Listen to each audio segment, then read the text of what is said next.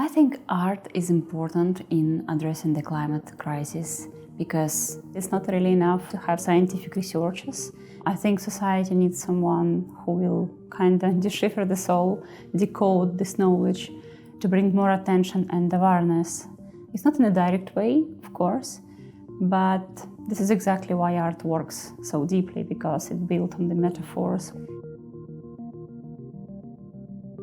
Mostly I work with the analog photography and also analog video, and I consider this as a special way to collaborate with reality because you cannot really control the result, so it's very much like reality itself.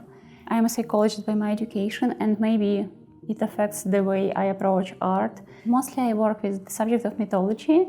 I am interested in the times when people did not divide themselves from the nature, from the world around them. In my artwork here, I'm very much inspired by the fantastic paradoxal force of coal, its creative force, and at the same time destructive. I grew up in an industrial area in east of Ukraine, in Donetsk, and my grandfather, who I grew up with, he was a miner. Being a kid, I was playing mostly at the mine, and also I spent lots of time in my childhood on the slag heap. I left Donetsk when I was 17, exactly because of its industrial heritage. And I went to Crimea and started to live in Sevastopol until it was occupied. And now, facing the Russian aggression for the third time in my life, I feel like I don't really want to move anywhere, and I want to face the reality I am in. And this whole situation with the environmental crisis is my personal attempt to see what is ahead. Being here in Newcastle, I went to the Woodhorn Museum and I saw the exhibition of Pitman painters. I also went to the Blast Beach to see the sea coal coastline, and also I was working a lot at the common room in the archives to immerse in the history of mining industry from the point of 350 million years ago to the point of like 200 years ago.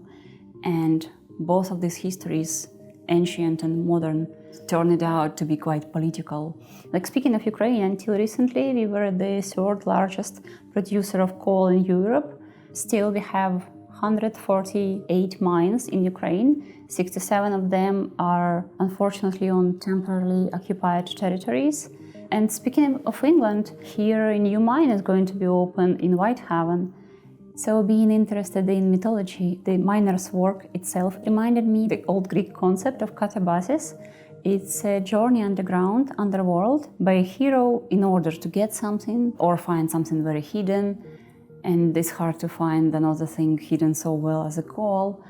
So I came to this idea of comparing miners going underground with the hero's journey with katabasis. I am very inspired by the myth of Persephone and her abduction of Hades. As you know, according to this old Greek legend, winter comes exactly because Persephone should stay with Hades half of the year. And looking at this whole global warming, what if miners have mythological thinking?